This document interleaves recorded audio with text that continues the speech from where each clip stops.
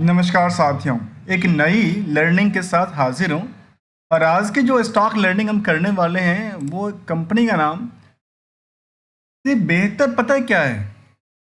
Company की chart कहता है। कंपनी का नाम भी उसी लेवल पे कहता है जिसको कहते हैं अपर। बेसिकली हम इसको कहते हैं अपर और अपार कहते हैं नाम में। तो इसकी फिलहाल यदि चार्ट को आप देखेंगे, पिछले 1 साल की चार्ट की 6 महीने की चार्ट को, तो कहते हैं ना, जो लगातार जो कंपनी अपनी ग्रोथ लेवल के बेसिस पे चलती नजर आए, ऐसा ही चार्ट का फिगर यहाँ निकल निकल के आती है। क्यों और क्या ये आगे भी और इसी तरह की इंप्रूवमेंट करते रहेंगे या कुछ और आंकड़ा देती है नजर आती है? साथियों नमस्कार। जानते हैं आज की लर्निंग में हम लोग इसी कंपनी का लेकर के, जिसका नाम है अपार इंडस्ट्रीज लिमिटेड। दोस्तों देखा जाए तो कंपनी के बारे में कहती है ये सस्टेनेबल टुमारो, और इसकी बात करते हैं जहाँ पे इन्होंने एनर्जी की लोग लेकर बात किया है। कहती है पावरिंग ए स्मार्ट वर्ल्ड सिंस 1958 से इनका कामकाज मिला है। कहते हैं largest aluminium and alloys conductor manufacturers in the world. World level पे एक कंपनी अपने आप को कहती है जो हम लार्जेस्ट एल्यूमिनियम एंड अलॉय का क्या है कंडक्टर्स। इसके अलावा कहते हैं कि third largest transformer while manufacturers. और थर्ड की बात करती है manufacture of the widest range of the cable in India, जो केबल बनती है उसकी। अब इन तीनों चीज़ों से सबसे ज़्यादा अर्निंग कहाँ से करती है कंपनी, और इससे आने वाले फायदे और नुकसान की चर्चा करेंगे। चलिए आज की लर्निंग जहाँ पे टेलीकॉम सोल्यूशन से लेकर के पॉलीमर्स और पॉलीमर्स लुब्रिकेंट्स से बाद देखा जाए स्पेशलिटी ऑटोमोटिव का भी कामकाज करती हुई नजर आती कंपनी, और कहती है जो करीब करीब 140 कंट्रीज में इनका कारोबार चलता है। अपनी कारोबार को लेकर के एक लगातार एक्टिव रही है कंपनी, जिसकी वजह से चार्ट में लगातार एक ऊंचाइयों पे टच करती हुई नजर आती है। अब दोस्तों प्राइस को देख करके ये मत सोचना यार प्राइस काफ़ी बड़ा है छोटा है, क्योंकि ये एक प्राइस तो वैसे ही चलती रहती है। कभी गिरती है 2%, कभी चलती है 4%। बुक वैल्यू कहता है करीब 965 का। इंट्रिंसिक वैल्यू के देखो तो कहता है 4000 से ज़्यादा। और हायर टू हायर को लगातार इस स्टॉक में टच होती नजर आती है। और आज भी ये कह सकते हैं कि इस इंडस्ट्रियल की जो बाकी कंपनियां हैं वहां से अभी भी ऑन एवरेज क्या है, अंडर वैल्यूड की कैटेगरी में।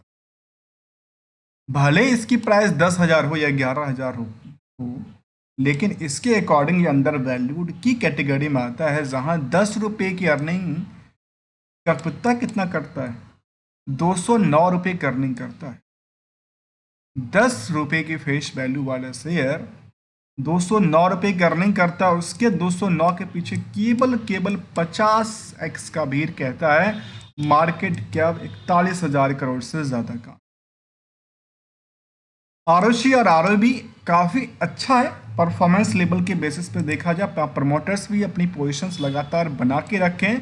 अब प्राइस टू बुक वैल्यू बहुत ज़्यादा जंप नहीं किया है, नियरली कितना 10 गुना बड़ा है। चलिए इसी कड़ी को समझने के प्रयास करेंगे, जहां डेट टू इक्विटी बिल्कुल लगता है कि ऑलमोस्ट डेट्स फ्री के कगार पे चल रही है। करंट रेशियो का माप भी काफ़ी कम कहता है, डिविडेंड का ट्रैक रिकॉर्ड भी रहा है। तो क्या लगता है आगे चल के जिस हिसाब से इनकी परफॉर्मेंस लेवल चार्ट अभी तक इस हिसाब से डेवलप किया है, आने वाले समय में क्या इसका प्राइस यहाँ से 20% अपर सर्किट जा सकता है, अर्थात क्या 12,000 13,000 से आगे निकल सकता है? ऐसा पॉसिबिलिटी है, या दोबारा या 5,000 पे आके अटक तो नहीं जाएगी?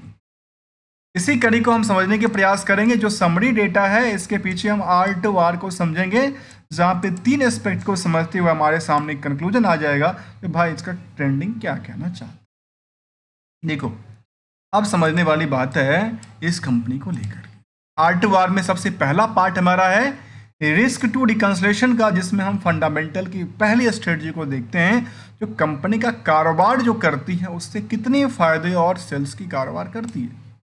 यहाँ से देखा जाए जून से लेकर जून की क्वार्टरली में, तो शायद कहती हम तो ऊंचाइयों पे चल रहे थे, लेकिन तब भी हम ऊंचाइयों पे ही बने हुए हैं, जो कि 6-7% के आंकड़ा की बात करती है। ऐसे ईयर ऑन ईयर बेसिस की ग्रोथ की बात किया जाए तो कह सकते हैं कंपनी यहाँ से लेकर कोविड वाले सिचुएशन में थोड़ा सा दिक्कत का सामना करना पड़ा था, लेकिन 2023 इनके लिए बहुत बड़ा क्या हुआ, ग्रोथ लेके आई थी और उसके बेसिस पे मार्केट में एक नई आयाम क्रिएट करती हुई नजर आ रही है। इसकी ट्रेंडिंग व्यू देखा जाए तो करीब 1800 करोड़ से क्वार्टरली डेटा चलते चलते आज के टाइम में देखने को मिला करीब 4000 से ज़्यादा की उछाल करती है, जहां प्रॉफिट भी करीब करीब 200 करोड़ से ज़्यादा का आंकड़ा दिलाती है, जो पहले भी इसका ट्रेंडिंग भी उस तरह से कई बार गिरावट और कई बार चढ़ती हुई नजर आई है और यहाँ पे गिरावट का संकेत देखने को मिला था comparing with the quarter on quarter and the YoY basis पे। तो देखा जाए तो साल दर साल यदि 4500 करोड़ के आसपास की आंकड़ा दिलाती है तो वो चल के करीब 16,000 करोड़ से ज़्यादा पहुंचती है और प्रॉफिट का जो टाइम है इसमें लगता है आने वाले समय में 1000 करोड़ के आसपास का प्रॉफिट आएगी, जहां पे लगातार क्या हो रही है, वृद्धि देखने को मिला। ये तो था इसका। अब रिकंसलेशन के पार्ट तो वो हम ये समझने की प्रयास करेंगे जो जो बैलेंस उन्होंने पीएल में जो दर्शा दिया कि भाई हमारे पास ये प्रॉफिट था, ये लॉस था, इसके आकार पे क्या कहते हैं। तो दोस्तों देखा जाए तो यहाँ पे कहती है बोरोइंग्स को लेकर के अपनी कर्ज को लगातार बढ़ाई है। कर्ज बढ़ाने के बाद कर्ज से यूज क्या करती है, तो कहते हैं इन्होंने अपनी कर्ज से संपत्ति बनाई। संपत्ति बनाने के बाद इनके पास अदर संपत्ति भी है और अदर संपत्ति की बात करती है जहां पे रिसीवर्स करीब 4000 करोड़ का माप देती है। 4000 करोड़ के माप में कितने दिन के लिए, 3 महीने के लिए ब्लॉक करता है, तो 4000 करोड़ प्रॉफिटेबिलिटी बेसिस पे क्या क्या। यहाँ पे देखने वाली बात ये होगी तो इसके अकॉर्डिंग देखा जाए तो कह सकते हैं 4000 करोड़ और यहां से देखा जाए तो कह सकते हैं 825 करोड़ के अकॉर्डिंग करीब 5x का क्या है, रिस्क है। जो रिस्क कितने दिन के लिए है, 3 महीने के लिए। जब कोई 3 महीने के लिए रिस्क है और इसमें परसेंटेज 5x का कहता है, वो मार्केट सेंटीमेंट केवल और केवल किसके अकॉर्डिंग चल रहा है, वो चलती नजर आती है इनकी profitability as well as the sales के रेशियोज के। कंपनी इसको की जो मार्केट है कई चीज़ें को दरकिनार भी करती है, लेकिन सेल्स यदि बढ़ी है, प्रॉफिट बढ़ा है, स्टॉक प्राइस में क्या होती है, इनको बैकअप मिलती नजर आई। इन तीनों तरफ से यदि इनको बैकअप बूस्ट किया तो मार्केट तो ऑब्वियसली बढ़ेगी, तो मार्केट में नई आयाम तक पहुंचने में इसको मदद वाला। अब एक सवाल और है कि भाई निवेशक क्या कहती है कंपनी को लेकर। यहाँ कंपनी में देखा जाए जिसका नाम है अपार इंडस्ट्रीज, अपार वाले सिचुएशंस में जो FIDI की बात किया जाए तो वो भी लगातार एक आम पब्लिक से ज़्यादा भूमिका कंपनी में रखती है। मतलब जो इनके पास देखा जाए स्टार्टिंग पीरियड में तो नियर अबाउट लगता है कि थोड़ा सा परसेंटेज गैप अप था, 2% के आसपास, लेकिन धीरे धीरे कर कर जो FI और DI की भूमिका रही वो लगातार बढ़ाती नजर आई है, जहाँ पे DI FI कुछ था नहीं, आज के टाइम में 11% की होल्डिंग होल्ड करती है और आम पब्लिक जो है उनके पास भी करीब करीब 1 लाख के आसपास की भीड़ कहता है। मतलब ये हुआ जो 1 लाख लोग यहाँ पे इंटरेस्टेड हैं और मार्केट कैप 41,000 करोड़ से ज़्यादा का आंकड़ा दिला, अर्थात 1 लाख लोगों ने इस 4 करोड़ शेयर को होल्ड किया, जिसमें से कुछ लोगों ने तो नंबर ऑफ जो होल्डर होगा कम है, जो कि 57%, रेस्ट कह सकते हैं कि 43% होल्डिंग में 1 लाख से ज़्यादा लोग निवेश किए।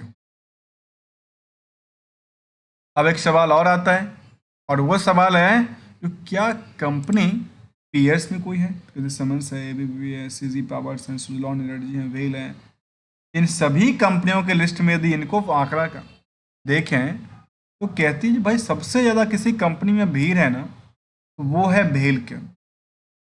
और कहावत है जो यहाँ पे भीड़ है तो वहाँ पे कुछ मार्केट क्वालिटी अच्छी हो।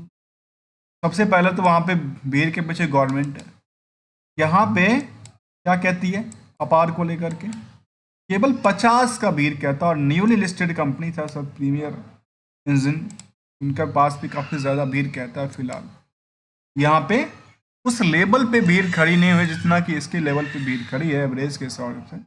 और यदि उसके अकॉर्डिंग यदि 5% भी आज के टाइम में इंक्रीज करती है, कितना, 5% की बात नहीं 10% की बात करें तो यहाँ से यदि 10% ये बढ़ती है तो ये भी तो बढ़ेगा, और ये यदि बढ़ता है तो मार्केट 12,000 को टच करना बहुत बड़ी बात, चैलेंज है ही नहीं 20% के आसपास।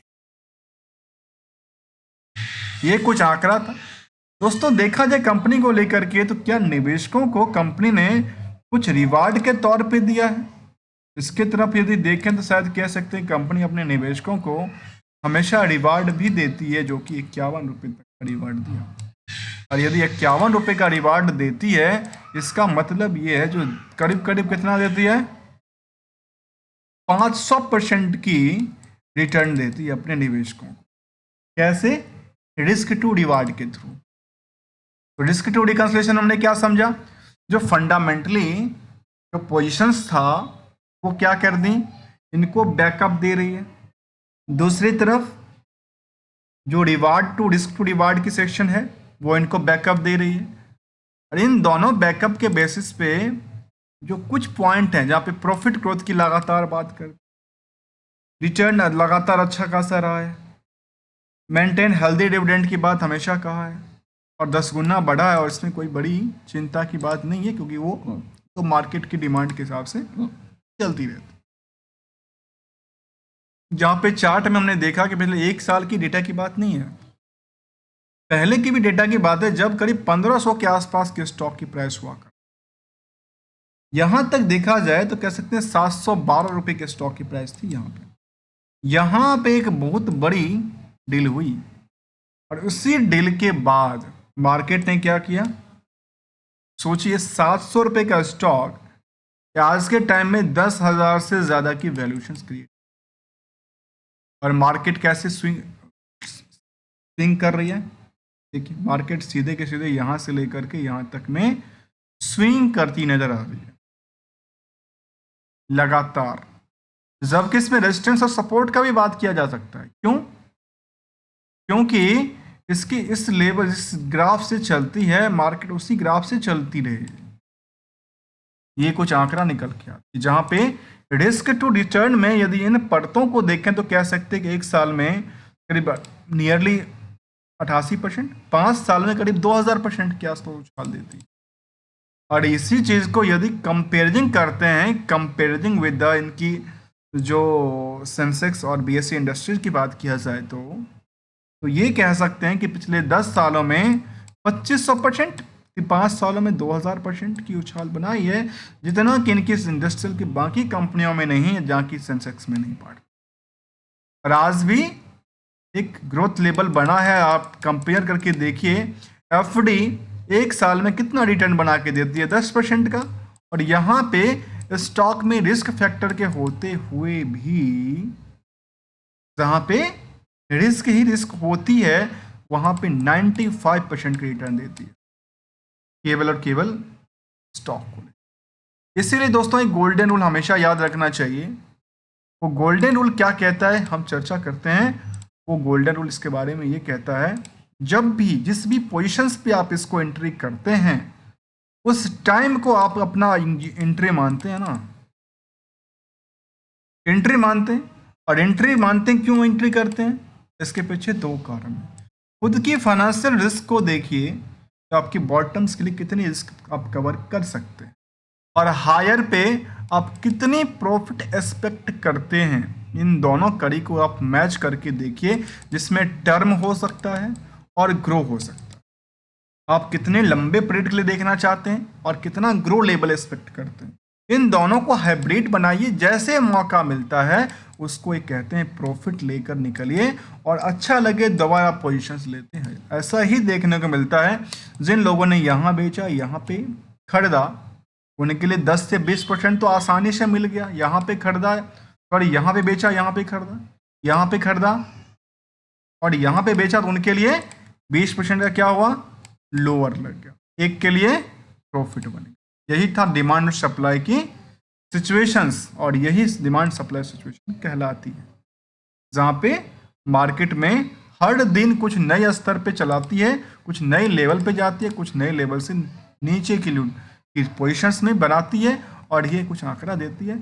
इस कंपनी को लेकर के यदि सेगमेंट वाइज तरफ चर्चा करें तो शायद हम देख पाएँ जो आखिर किस सेगमेंट से कंपनी के पास सबसे ज़्यादा कारोबार आती है, तो वो ऐसा कोई डेटा की बात इन्होंने नहीं कहा। पीयर्स की बात कहते हैं तो यहाँ पे राम रतन की बात कर, जो कि वायर मैन्युफैक्चरिंग कंपनी के तौर पे हैं, राम रतन वायर का। जीनस पावर को लेकर के जिनका काम उस पे है, इनका ऐसा लगता है कि इनका कंपेयर उससे किया जाए या इनकी इंडस्ट्रियल हब से किया जाए। तो आज की लर्निंग हम लोग समझने का प्रयास करें दोस्तों। मिलते हैं कुछ नई कंपनी के साथ, नई स्टडी के साथ, तब तक के लिए थैंक यू एंड एंजॉय।